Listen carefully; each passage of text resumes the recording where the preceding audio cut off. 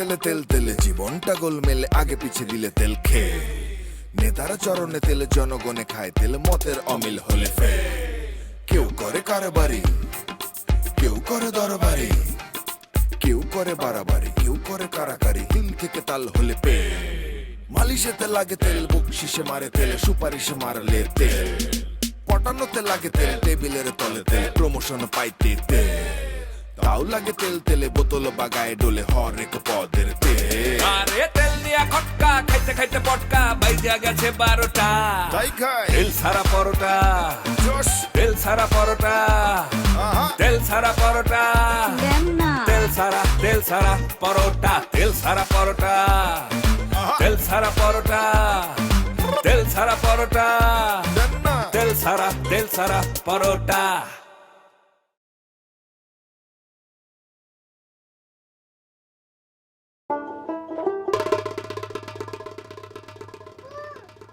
চা কেমন হইছে?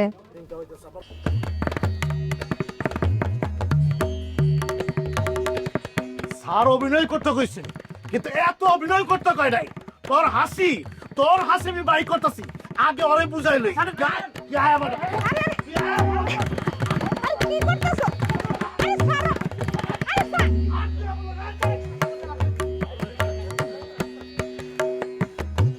পীড়িতের মর্ম ভারী বলি হারি যে করে প্রেম সে জানে আর সাই জানে পীড়িতের মর্ম ভারী বলি হারি যে করে প্রেম সে জানে আর সাই জানে ওই যে লাইলির প্রেমে মজনু একদিন পাগল হইয়া যায় মাস্টারের নাম দেখাছিল স্কুলের খাতা মাস্টার মারলো বাড়ি মজদুর গায়ে গো মাস্টার মারলো বাড়ি মজদুর গায়ে গো ও বাড়ি ফুটলো লাইলির বদনে ফুটলো লাইলির বদনে যে করে প্রেম সে জানে আর সাই জানে পীড়িতের মর্ম ভারী কি দিব?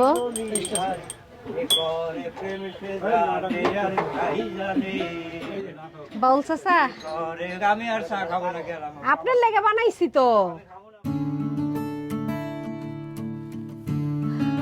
কি হ্যাঁ খুবই তো দেখছি প্রফুল্ল মানে একেবারে তরতাজা একদম কি যে ভালো লাগছে অনেক দিন পরে এরকম একটা জায়গায় এসেছি আর ওয়েদারটাও খুব ভালো না খুব সুন্দর গুড শোনো আসলে তোমার সঙ্গে তো কথাই হয় না সারাদিন যে ব্যস্ততা তোমারও একটা ব্যস্ততা এখানে একটা সুযোগ পাইছি কথাগুলো কাজে লাগাতে চাই এই যে আমাদের মেয়ে মানে আমি ছোট কন্যার কথা বলছি চন্দ্রকন্যা চন্দ্রকন্যা তো বয়স হয়েছে মানে বয়স মানে কি বিয়ের বয়স হয়েছে তুমিও ভাবছো আমিও ভাবছি তো তুমি তো জানো চন্দ্রকন্যা দীর্ঘদিন ধরে ওই যে ইসলাম চৌধুরী অ্যান্টিপার্টি মানে এনিমি পিপুলস গণশত্রু বিশাল জায়গা জমির মালিক তার একটা ছেলে মানে দুইটা ছেলে একটা মুসাফির একটা প্রফুল্ল ঘটনাক্রমে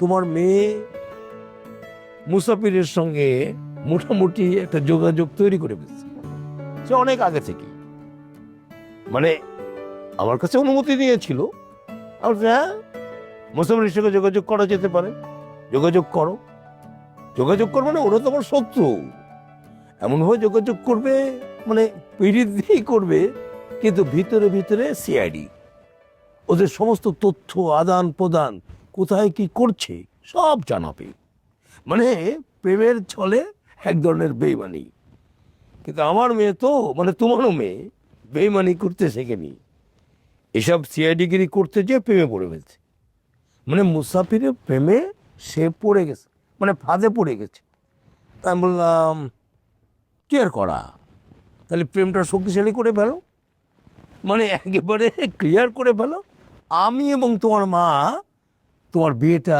মুসাফিরের সঙ্গে দিয়ে দেবো তুমি কি বলছো এসব হ্যাঁ কেন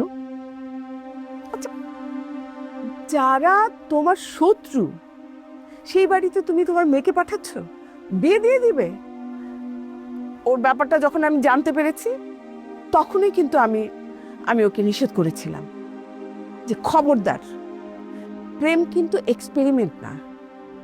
আচ্ছা, শত্রু বাড়িতে তুমি কিভাবে বাপ হয়ে তুমি ওকে পাঠালে? তুমি বুঝছো না, তুমি ক্লিয়ার হও। ওটা আমার শত্রু। শেষনাম চৌধুরীর নাম শুনলে আমি তেলে বেগুনে কি বলবো, মানে আস্ত কিনে খাই মনে হয়। কিন্তু আমি অনেক চিন্তা ভাবনা করে দেখেছি, বুঝছো, শত্রুকে ঘায়েল করবার এক নবকৌশল। শত্রুর ঘরে যদি আমার মেয়ে ঢুকে পড়ে, শত্রু কিন্তু কাজ এটা ভিন্ন ভাবে, এটা বুঝবো না, এটা অনেকটা। না না, আমি বুঝবো না তো, আমি তো বুঝতে চাইও না। তুমি তোমার নিজের মেয়েকে গিনিপিগ বানিয়েছো, হ্যাঁ, এক্সপেরিমেন্ট করছো ওকে দিয়ে। আশ্চর্য তো, নিজের মেয়ের সাথে কেউ এরকম করে? তোমার মেয়ে তো ফেল করেছে পুরা। সে শত্রুর ঘরে ঢুকে শত্রুর খবর দেওয়ার তুলনায় সে তো মনে হয় নিজের খবরই দিতে শুরু করেছে। সে প্রেম করছে ওর সাথে, তুমি বুঝতে পারছো না? আশ্চর্য তো। শোনো, মাথা ঠান্ডা করো। আমার মেয়ে এতটা ফালতু না, বুদ্ধিহীন না। ও খুব চালাক মেয়ে, আমি ক্লিয়ার। ও আমার মেয়ে, ও জানে কি করে শত্রুকে বধ করতে হয়। এই যে মুসাফিরকে যে বিয়েটা করবে, এতে জব্দ হবে কে? জব্দ হবে ওই সিরাজ ইসলাম চৌধুরী। সে লজ্জায় মাথা নিচু করবে, আমি ক্লিয়ার করে বলছি। আমার মেয়ে যে ওর ছেলে বিয়ে করেছে, এই লজ্জায়, এই ঘৃণায় ও হার্ট ফেল করবে, মানে স্ট্রোক করে মারা যাবে। শোনো, তুমি যেটা ভাবছো সেটা কখনোই সম্ভব না। তোমার মেয়ে ওই বাড়িতে যাচ্ছে, ওরা যদি টর্চার করে তোমার মেয়েকে, তখন তখন তুমি কি করবে? হ্যাঁ, আমার মেয়েকে টর্চার করবে? হ্যাঁ, এই বিশাল সাম্রাজ্য, ৩,০০০ কোম্পানি, এত বড় বিশাল প্রতিষ্ঠান, ওকে করবে ওই কুলাঙ্গার সিরাজ ইসলাম চৌধুরীর ছেলে মুসাফির। ওকে আমি টুকা দিয়ে উড়িয়ে দেবো, নিশ্চিন্তে থাকো। আমি একটা কথা বলছি,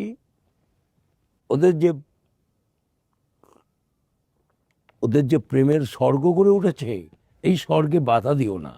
বিয়েটা হতে দাও, সিরাজ ইসলাম চৌধুরী লজ্জায় ঘৃণায় স্ট্রোক করে মারা যাবে। তুমি যত কিছু প্ল্যান করো না কেন, আমি তোমার এই প্ল্যান মানি না। আমি তোমাকে শেষবারের মতো বলে দিলাম, তুমি যদি এটাতে থাকো আর তুমি যদি আমার মেয়েকে জোর করো, তাহলে তোমারও আমি খবর করে ছাড়বো, মনে রেখো।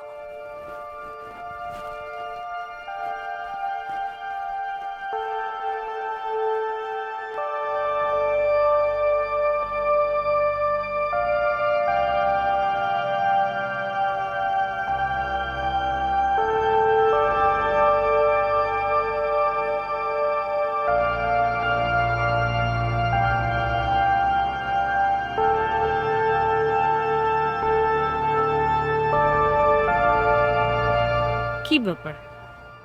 তোমাকে যে আমি অনলাইনে অফলাইনে ফোন দেই, মেসেজ করি, অনেকক্ষণ পরে তুমি সিন করো। কি তুমি কি পলিটিক্সের সাথে জড়িত নাকি? এত বিজি? ব্যস্ততা তো থাকতেই পারে মানুষের, তাই না? মানুষের জীবনে ব্যস্ততা থাকবে না? আর পলিটিক্সের সাথে জড়িত বানায় কি? পলিটিক্সের মধ্যেই আছে। কেন তুমি নাই পলিটিক্সের মধ্যে? পলিটিক্স করে না কে? শুধু মিছিল মিটিং এগুলোই পলিটিক্স? পরিবারে নাই পলিটিক্স? অফিসে নাই পলিটিক্স? বাজারে নাই পলিটিক্স? পলিটিক্স নাই কোন জায়গায়? এমন একটা জায়গা আছে?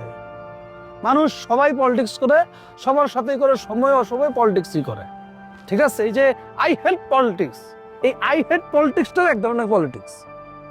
তুমি কি জানতে চাইতেছো, কেন এতবার ফোন দিচ্ছ সেটা বলো। তুমি কি আমার উপরে খুবই বিরক্ত? মানে প্রেম করতে আসছি, এত রুড ভাবে আমার সাথে কথা বলতেছো। আমার চেহারা এরকম, আমার আচরণ এরকম, এটা কোনো বিরক্তির কিছু নেই, এটা স্বাভাবিক প্রক্রিয়া। আর তুমি কি কিছু জানতে চাচ্ছ বা কি বলতে চাচ্ছ বলো। না, জানতে চাচ্ছি তুমি ফোন ধরো না, এত ব্যস্ততা কিসের, এটার জন্য। আরে আজব জিনিস, ফোন ধরে না এত ব্যস্ততা কিসের, সেটা তো বললাম তো, আমি ব্যস্ত ভাই। আমার কাছে থাকতে পারে না? মানুষের জীবনে কি দিক একটা নাকি? 50টা দিক থাকে মানুষের জীবনে, থাকতে পারে না? তো ওগুলো তো সময় দিতে হবে। আচ্ছা, আমি তোমাকে একটা ক্লিয়ার কাট একটা কথা জিজ্ঞেস করি, মানে সাফ সাফ উত্তর দিবা, কিন্তু কোনো ভনিতার দরকার নাই। তুমি আমারে মানে স্ট্রেট কথাটা বলবা, তুমি কি আর অন্য কোনো জায়গায় ইনভলভ মানে? ইনভলভ মানে বুঝতেছো না তুমি? তুমি ইনভলভ আসো, অথচ ইনভলভ খুলে বলবো মানে আমি ছাড়া আর কোনো রিলেশনের মধ্যে তুমি আসো কি? কি যে বলো তুমি, আমি আসলে বুঝি না তোমার কথা। আমি আমি তোমাকে ভালোবাসি, আমি অন্য কোথাও ইনভলভ থাকবো কেন? এর লেগে তোমার আমার ভালো লাগে? মানে তুমি ইনভলভ আসো আবার বলতেছো তুমি ইনভলভ না, বুঝছো না? ফরিদ ফরিদ, এই যে এটা কে, পরিচিত? আরে এই ছবি তো আমিও দেখেছি। এই ছবিটা দেখলে আমার মানে বমি আসে। কি বাজে একটা ছবি। ও হ্যাঁ, এখন তো বমি আসবেই, কারণ যার সাথে এত কিছু এই এক মিনিট, কার সাথে কি কিছু? হ্যাঁ, তোমার সাথে আমার মিউচুয়াল হওয়ার পরে তুমি আমাকে না কথা দিছো যে তুমি আশেপাশের কোনো কিছু নিয়ে কোনো কথা বলবা না, আমাকে সন্দেহ করবা না। তাহলে আবার এই কথা কিসের জন্য? হ্যাঁ, না না না, যেটা কথা ছিল সেটা কি যে একটা নির্দিষ্ট টাইম পর্যন্ত, আমরা যখন মিউচুয়ালে ছিলাম তার আগ পর্যন্ত আমরা কিছু বলবো না, কিন্তু তারপরে যখন আবার বিষয়টা কন্টিনিউশন থাকবে তখন আমি কি কথা বলবো না? অবশ্যই বলবো। এই নাটোরের ফরিদ মানে একটা স্টুপিড, একটা কালপিট। আমি তার সম্পর্কে এখন বলতে গেলে আবার আরেকজনের নাম মুখে দিতে হবে আমার সাথী। একটা বাচ্চা, মানে কি বলবো এখন, ওর সাথে যখন আমার একটা ভেজাল ছিল, একটা মনোমালিন্য ছিল, মাঝখান থেকে ঢুকে গেছে ফরিদ। হ্যাঁ, এই ফরিদের লিস্টে শুধু সাথী আর এই যারা না, শিল্পী, লিপি, পপি, হেপি, কাকুলি সব আছে কিন্তু এই জায়গাটার মধ্যে। তাহলে তুমি এই লোকটার সাথে তোমার এখনো যোগাযোগ, এখনো এতটা মাখামাখি কানেকশন, আমি তোমাকে কি ভাববো আমি তোমাকে? তোমার কাছে কি কাজী আছে?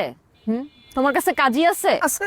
আচ্ছা, কাজী যদি থাকে তাহলে কাজী নিয়ে আসো, চলো বিয়ে করি। হ্যাঁ, আর যদি তুমি ফরিদের সাথে থাকতে চাও তাহলে ফরিদের সাথে থেকে যত ঢাকা শহরের, বাংলাদেশের যত জায়গায় যত মেয়ে মানুষ আছে সবাইকে নিয়ে তোমার যা খুশি তুমি তাই করো।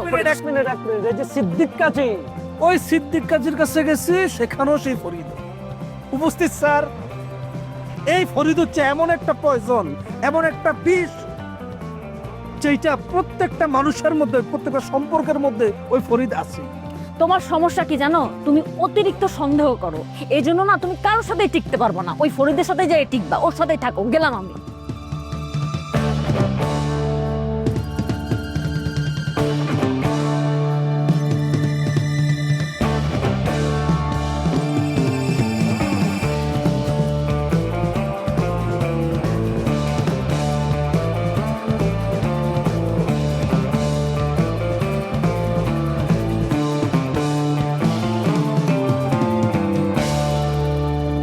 কৃষক বিপ্লব চলছে। জি, কৃষক বিপ্লবের যে পার্ট 1, 2, 3 চলবে। আপনারা প্রত্যেকে ভিন্ন ভিন্ন পেশায় যুক্ত হয়ে যাচ্ছেন। অলরেডি পিএস একটা হাঁড়ি পাতিলের পেশায় যুক্ত। জি স্যার। আমাদের ডিজেল সাহেব তরি তরকারি বিক্রি করছে, তার বউ রাস্তায় চা বিক্রি করছে। খুবই চমৎকার।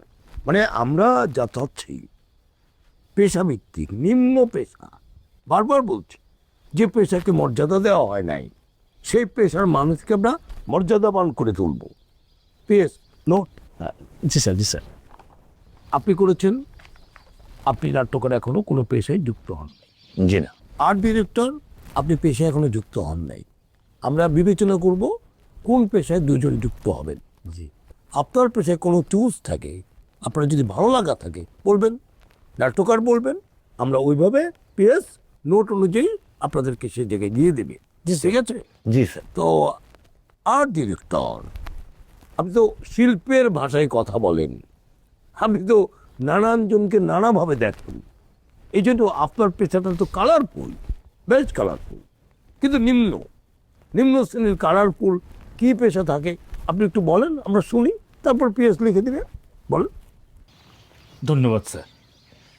না মানে আমাদের দেখার চোখ, আমি তো কালারটাই দেখি, রংটাই দেখি, তো সেক্ষেত্রে আমার কাছে নিম্ন শ্রেণীর মধ্যে ওই রং নিয়ে কিন্তু নাড়াচাড়া করে একটা শ্রেণী, সেটা হচ্ছে যে যে ফেরিওয়ালা। এই যে মনে করেন একজন ফেরিওয়ালা রাস্তা দিয়ে হেঁটে যাচ্ছে, ব্যাকগ্রাউন্ডে দেখছেন সবুজ আর সবুজ, এই সবুজের মাঝখান দিয়ে একটি মানব দেহ যাচ্ছে, তার কাঁধে ঝুলছে বিভিন্ন রঙের গামছা, চাদর, লুঙ্গি। ব্যাপারটা কি অন্যরকম, কালারের সাথে কালারের যে কন্ট্রাস্ট, ব্যাকগ্রাউন্ডের সাথে ফোরগ্রাউন্ডের যে কন্ট্রাস্ট, সব কিছু মিলে আমার কাছে মনে হচ্ছে এই পেশাটা খুব ভালো হবে। আর নিম্ন শ্রেণীর মানুষের জন্য সেই কম দামের লুঙ্গি গামছা বিক্রি যারা করেন, হ্যাঁ, এই চরিত্রটা, এই পেশাটা আমার কাছে খুবই পছন্দের স্যার। আপনি সুযোগ দিলে তাহলে আমি একজন ফেরিওয়ালা হতে চাই। গ্রাম বাংলার সাধারণ মানুষের, নিম্ন শ্রেণীর মানুষের গামছা বিক্রি করতে চাই, নিম্ন শ্রেণীর মানুষের লুঙ্গি বিক্রি করতে চাই। এই লুঙ্গি গামছা দিয়ে আমি একটি নিম্ন শ্রেণীর মানুষের একটা বিপ্লব, পোশাকের বিপ্লব ঘটে দিতে চাই স্যার। চমৎকার, ভালো বলেছি। মানে আর্ট ডিরেক্টরের কথা যখন সে বলছিল, মানে লুঙ্গি আর গামছা এই বাংলার সেরা একটি ঐতিহ্য। লুঙ্গি ছাড়া আপনি কি মানুষকে কল্পনা করতে পারেন? জি না স্যার, জি না স্যার। লুঙ্গি গামছা পরলে পিওর একজন বাঙালি। চমৎকার পেশা। মানে লুঙ্গি এবং ওই সমস্ত জামা কাপড়ের যে রং এবং এর যে কাজ, এটা তার সাথে হুবহু মিলে যাচ্ছে। চমৎকার নাট্যকার, আমরা নোটে নিচ্ছি। ঠিক আছে? জি স্যার, জি লুঙ্গি গামছা সিলেকশন করে ফেলেন। জি স্যার, আর্ট ডিরেক্টর উনি পেশায় যুক্ত হয়ে যাবেন। জি স্যার, ঠিক আছে? জি স্যার, লিখে ফেলছি। এইবার আমাদের নাট্যকার, আপনি অনেক বড় দায়িত্ব পালন করেন, এখন আপনার পেশাটা কি আপনি একটু যদি বলতেন। আমার পেশাটা দেখলাম যে আমি আসলে বাংলাদেশের সমস্ত জেলায় জেলায় ঘুরে দেখেছি, এবং আমার একটা জিনিস চোখে পড়েছে যে ওখানে যারা একেবারে ডাউন টু আর্থ যারা আর কি, অনেকে তো খালি পায়ে থাকে, অনেকে জুতো পরে না, আর এত আজে বাজে জুতো, যে জুতো হলো যে আমার কাছে মনে হচ্ছে যে বিশ্বযুদ্ধের সময়ের পরিত্যক্ত জুতো, এবং এই সমস্ত জুতো পরে এদের পা গুলো সব নষ্ট করে ফেলেছে। আমি চাই আমি ওদের পা ভালো করি, যার ফলে আমি ডিসিশন নিয়েছি যে একমাত্র মুচি ছাড়া এটা আমার পক্ষে সম্ভব হবে না।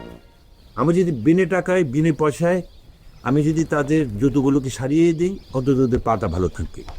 ঠিক আছে, তাহলে আমি মনে হয় যে আমার সবচেয়ে ভালো লাগবে যদি আমি মুচির চরিত্রটা বলি। চমৎকার। স্যার, দারুণ দারুণ স্যার। মানে উনি মুচি হয়ে উঠবেন, মানে মুচি পেশাটা আপনি বলছেন একটা বড় ঘটনা। মানে পা নষ্ট হয়ে যাচ্ছে শুধু জুতো পরার জন্য। চমৎকার অবজারভেশন। তা আমরা একজন গামছা বিক্রেতা, লুঙ্গি বিক্রেতা পেলাম, একজন মুচিকে পেলাম। এটা মনে রেখেন, এই চরিত্র থেকে কিন্তু আর একটা পেশায় যেতে হবে। আপনিও মনে রেখেন। হ্যাঁ জি, আর্ট ডিরেক্টর আর একটা কালারফুল পেশাকে যুক্ত করবে। এভাবে বাংলাদেশের যতগুলো নিম্ন শ্রেণীর পেশা আছে, একটার পর একটা আমরা চরিত্রের সঙ্গে যুক্ত হয়ে যাব, যুদ্ধ হইতে সেটা আমাদের গভীর সম্পর্ক তৈরি হবে, এবং আমরা শুধু ওদের পাশাপাশি থাকলে হবে না, আমরা একজোট হতে চাই। পাশাপাশি থেকে কোনো কারণ হবে না, কাছাকাছি থেকে আমাদের কোনো ফলাফল নিয়ে আসবে না। আমাদের জোটবদ্ধ বাঁধতে হবে, জোট না বাঁধলে হবে না। আপনাকে অভিনন্দন মুচি পেশায়। চমৎকার। আমরা একটা স্বপ্ন দেখছি, স্বপ্ন দেখছি না? জি স্যার, জি স্যার, জি স্যার। আমরা কোথায় যাব সেটা আমরা দেখে ফেলেছি। জি স্যার। আপনারা যত সুসংগঠিত হবেন, পেশাকে ভালোবাসতে পারবেন, ততই পেশার মানুষের মন আমরা জয় করে দেব। এবং আমরা এও বিশ্বাস করি যে এটা যদি আমরা একবার শুরু করে দিতে পারি, তাহলে আমরা হয়তো মরে যাব, কিন্তু আমাদের পরবর্তী জেনারেশন বাই জেনারেশন এসে এই কাজটাকে এগিয়ে নিয়ে যাবে। মরবো কেন? আর বুঝলাম না, ডিজেল সাহেব আপনাকে কাটা রাইফেল পাঁচটা গুলি করবে কেন? তুই কি পরিমাণ মার খেলে? তুই ঠিকই আমারও বুঝাতো। আমার জীবনে আর কোনোদিন বিবাহ বার্ষিকী আসবে না, আসার সুযোগই নাই। এই যে তুমি গাঁজাখুরি একটা গল্প চারিদিকে ছড়াই দিলা, এটা গল্পের রাইটার তো তুমি গুলো ছড়াইছো। তোমার মতো একটা হাদারামের কাছে এসে আমার কি হইছে? জীবনে কোনো লাভ হইছে লস ছাড়া? শেষনাম চৌধুরী আমাদেরকে ঘৃণা করে। আরে তেল দিয়া খটকা খাইতে খাইতে পটকা বাইজা গেছে 12টা। তাই খায় তেল সারা পরোটা, জোশ তেল সারা পরোটা, আহা তেল সারা পরোটা, তেল সারা পরোটা, তেল সারা পরোটা।